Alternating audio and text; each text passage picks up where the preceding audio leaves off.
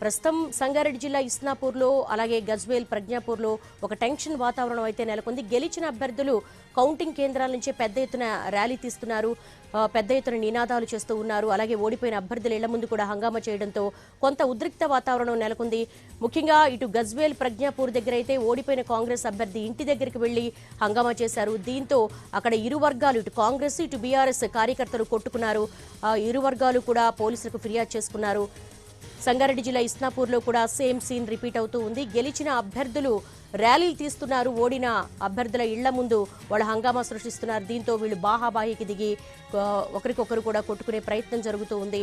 Magic figure కోసం ఇటు BRS ఇటు కాంగ్రెస్ కూడా పోటాపోటీగా సిద్ధమవుతున్నారు. అలాగే హంగొచ్చిన చోట ఇటు అభ్యర్థుల్ని, ఇండిపెండెంట్గా గెలిచిన అభ్యర్థుల్ని క్యాంపులకు తరలిస్తూ ఉన్నారు. భారీగా పోలీసులను మోహరించారు. ముఖ్యంగా ఇటు మున్సిపాలిటీల కౌంటింగ్ సెంటర్ల వద్ద పెద్ద ఎత్తున సెక్యూరిటీని కూడా ఏర్పాటు చేశారు. హైపర్ సెన్సిటివ్ జోన్స్ ముందుగా ఐడెంటిఫై చేశారు.